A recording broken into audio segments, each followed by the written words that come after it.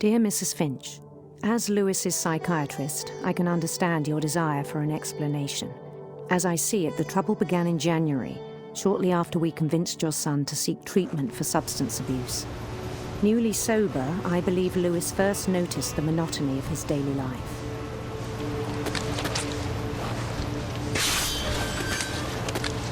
He kept working at the cannery,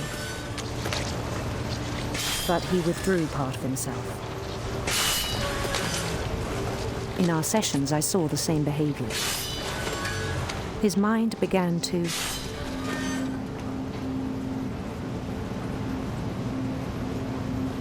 wander. I asked him to describe it. He said he started small, imagining a labyrinth.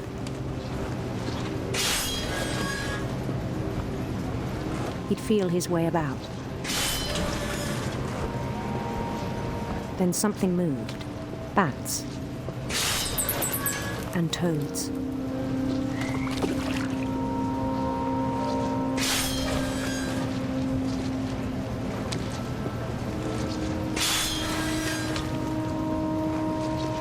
things that have not names.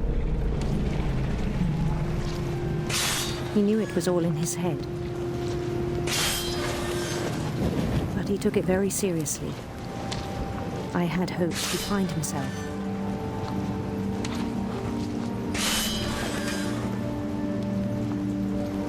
But he found something more. I worried about him then. Daydreaming at the cannery. I spoke with his boss. But he said Lewis had become a model employee. Methodical, tireless, focused. Like a whole new Lewis. So I let him go on.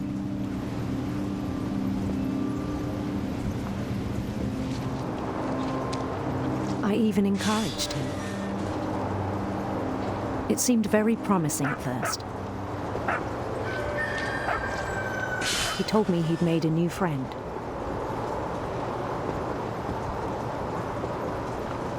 On the edge of a city he named Lewis-topia. He built the city up slowly, brick by brick. Then he made musicians.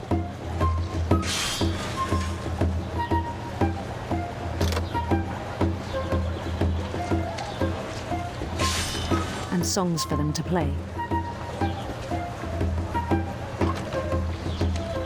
He talked about starting a band. And he was always humming something. Every day his imagination grew stronger.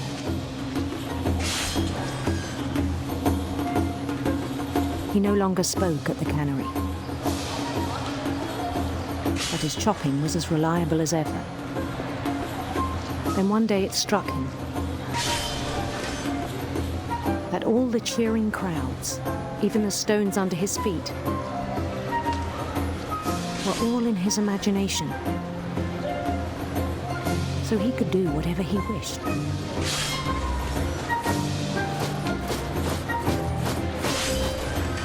He held an election for mayor. And he won. They begged him to stay, but his mind was already wandering.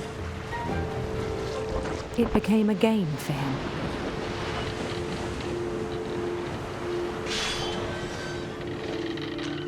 He'd conquer a city, then immediately push on. New Louisville.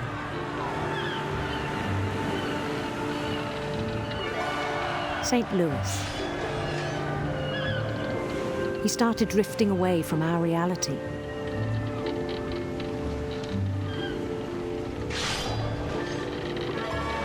Minneapolis, until one day he forgot to go home from the cannery. Even as his mother pleaded with him, part of Lewis kept sailing on.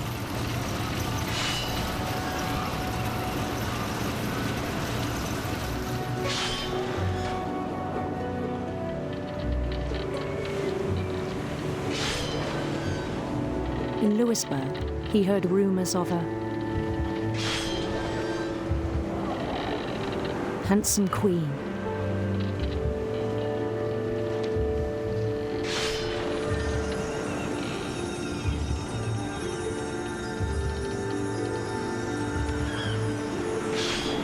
The queen was on her own quest for sinister serpents.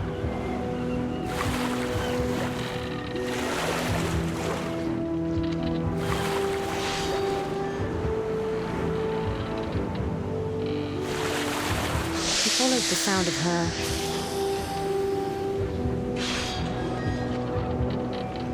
electric sitar.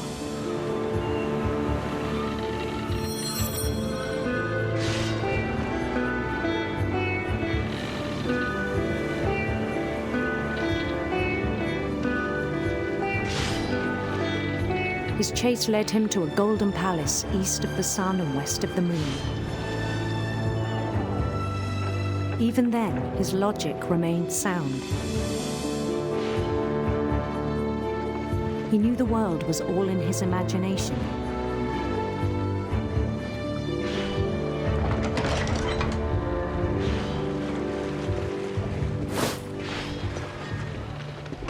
But he was so proud of having created it.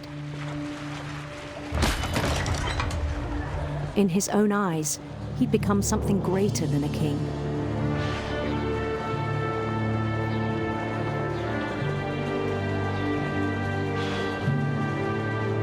For someone who'd never known success in the real world, I think it was overwhelming.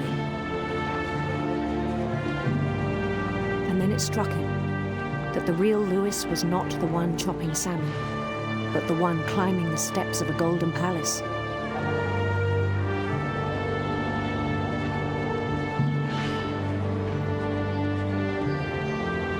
My imagination is as real as my body, he told me. It was hard to argue with him.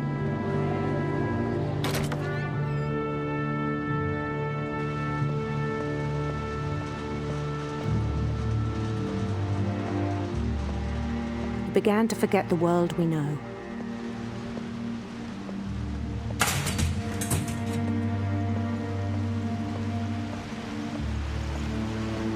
I think it pained him to remember Lewis, the cannery worker.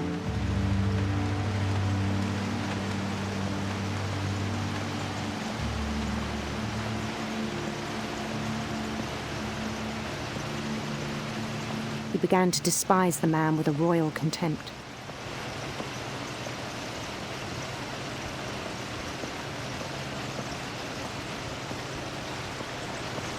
I still thought I could save him. Even after he said he was being crowned king over all the lands of wonder.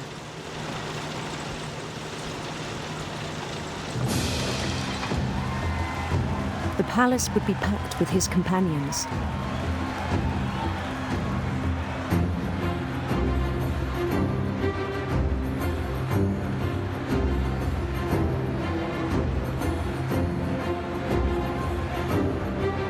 Including the wise Calico who'd insisted on inviting him.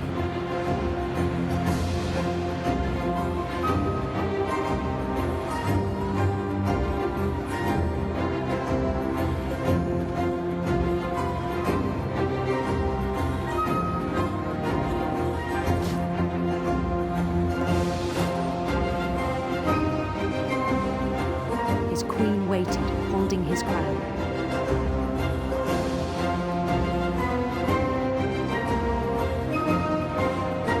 There was only one thing left to do.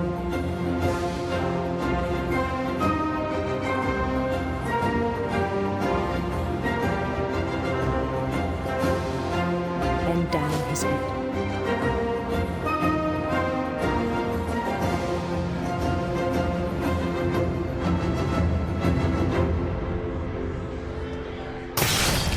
And the rest I think you know.